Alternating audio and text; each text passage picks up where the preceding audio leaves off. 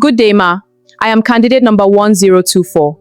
I have been asked to demonstrate tepid sponging. Tepid sponging is the application of lukewarm water to the skin surface to promote heat loss through evaporation and conduction, thereby helping to reduce an elevated body temperature.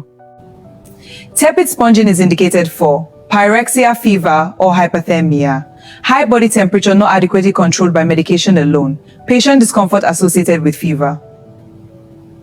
First, I perform hand hygiene using the appropriate technique. I provide privacy by closing curtains or doors. I confirm patient's identity using patient's name and hospital number. I introduce myself to patient and seek consent. Good day, Ma. I am student nurse Elizabeth. I have been asked to carry out tepid sponging to help reduce your body temperature. The procedure involves gently applying lukewarm water to your skin to encourage heat loss and reduce fever. The purpose is to lower your temperature and improve your comfort. You may feel slightly cool during the procedure, but I will ensure your comfort throughout. Do I have your consent to proceed? I assemble required equipment, which are bowl of lukewarm water, washcloth towel, bath towel, Macintosh, draw sheet, thermometer, clean gown, disposable gloves, laundry bag. I perform hand hygiene again before commencing the procedure, and I don my gloves. I position the patient comfortably in bed. I place a Macintosh and draw sheet beneath the patient to protect the bed linen from becoming wet. I remove dress and excess bed coverings while ensuring the patient remains adequately covered. I expose only the area being sponged at each stage to maintain privacy and dignity. I ensure good ventilation within the room.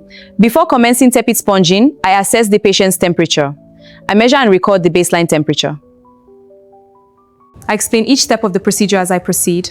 I use a clean washcloth for each body area, and I pay special attention to areas where major blood vessels lie close to the skin surface, including head, neck, axillae, armpits, groin, popliteal areas behind the knees. I dip separate washcloths into the bowl of lukewarm water and wring out excess water.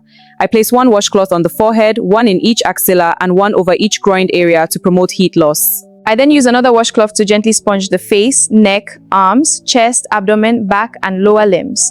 I re-wet and replace the washcloths as necessary throughout the procedure to maintain cooling. These areas promote more effective heat loss and assist in reducing body temperature. I continuously observe the patient throughout the procedure. I monitor for discomfort, chills, or shivering. If shivering occurs, I discontinue the procedure and report appropriately because shivering may increase body temperature.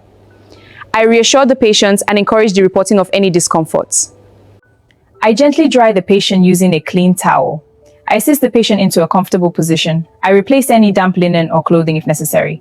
I cover the patient appropriately while avoiding excessive bedding. I reassess the patient's temperature after the procedure. I compare the new reading with the baseline temperature. I assess the patient's response to treatment.